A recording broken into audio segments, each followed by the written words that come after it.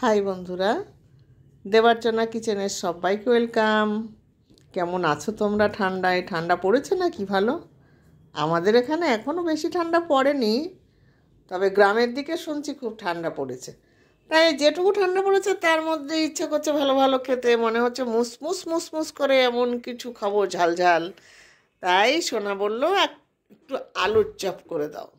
আমি সেই আলুর চপ করার জন্যে দেখো আলু সিদ্ধ করে ভালো করে ম্যাশ করে নিচ্ছি আলুটা, দেখতেই পাচ্ছ। হ্যাঁ, সুন্দর করে ম্যাশ করে নিলাম। এবার এর মধ্যে একটু পরিমাণ মতো লবণ দিলাম, আর তার মধ্যে শুকনো লঙ্কা একটু ডলে দিচ্ছি। শুকনো লঙ্কা তোমরা দেখতে পাচ্ছ আমি কিন্তু ভেজে নিইনি, তাহলে আমি ডলছি কি করে? এইটা ডিপ ফ্রিজে রেখে দিই শুকনো লঙ্কাটা, তাহলে কী হয় বলো তো, মুচমুচ করে, আর যেই লবণের পরে দিই সেই গুঁড়ো হয়ে যায়। এবার এর মধ্যে দিয়ে দিচ্ছি গোলমরিচের গুঁড়ো।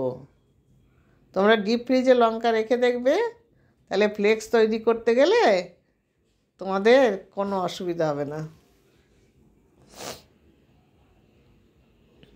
দিয়ে দিলাম একটু গরম মশলার গুঁড়ো, আর দিয়ে দেবো একটু চাট মশলা, দিয়ে সুন্দর করে এখন আমি আবার এটাকে ম্যাশ করে নেব, বেশ মাখুম মাখুম করে, চটকে চটকে এটাকে সুন্দর করে এখন টেস্টি টেস্টি বানাবো তো। তাই মাখু মাখুটা যদি ভালো না করি, সোনা আবার বলবে ভালো হয়নি, এদিকে নেই ওদিকে আছে। তাই কি আর করব, করতে হবে বাধ্যতামূলক। কিন্তু দেখতে পাচ্ছ তো আমার কষ্ট হয় তা বোঝে না। এই দেখো হয়ে গেছে, ডোটা তৈরি করে নিয়েছি। এখন কি করব দেখতে থাকো। এটাকে একটু লেপ্টে চেপটে বেশ গোল একটা সুন্দরভাবে টেপি টেপি মতন করে বানালাম। আবার একটু একা বেঁকা আছে তো, তাকে আবার একটু দেখতে সুন্দর করতে হবে, করে দিলাম। দিয়ে এখন কি করব দেখতে থাকো।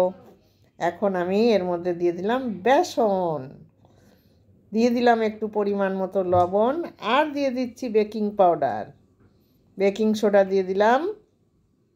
এবারে এর মধ্যে কি করব আর কি দেব কি না দেব সব এক এক করে দেখো।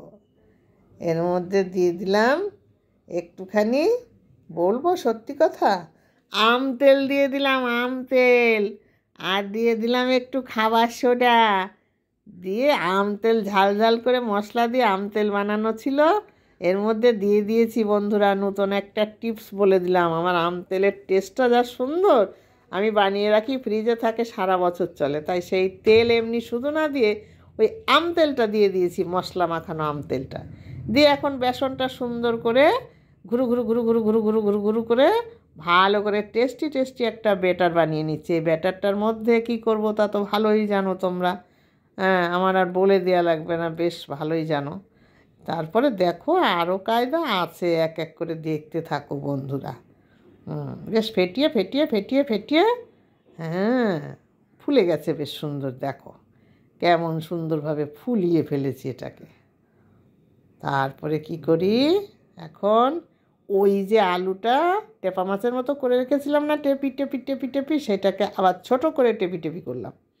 এখন এটাকে বেশ আলুর চপে শেপ দিয়ে দিলাম, দিয়ে এরকম করে একটু চেপে চেপে আলুর চপে শেপ দিয়ে নিলাম। নিয়ে এখন এই ব্যাটারের মধ্যে চুবাবো। ব্যাস, এবার কড়াইতে দিয়ে দিলাম সাদা তেল, ফ্রাই প্যানের মধ্যে সাদা তেল দিয়ে দিলাম, দিয়ে তেলটা গরমের জন্য অপেক্ষা করতে হবে, তাই না বন্ধুরা? ভালো খেতে গেলে একটু তো কষ্ট করতে হবে আর ধৈর্য ধরতে হবে। সোনা দেখো এখানে এসে গা দুলাচ্ছে, পা দুলাচ্ছে, আর হাত এরকম করে পাচ্ছে, হ্যাঁ, দাও দাও দাও দাও করছে। দাঁড়াও, তেলটা গরম হবে তো, ভাজবো, তারপরে তো দেবার, একটু দেরি করো না বাবা, হয়ে যাবে এখন, এই তো প্রায় হয়ে এসছে।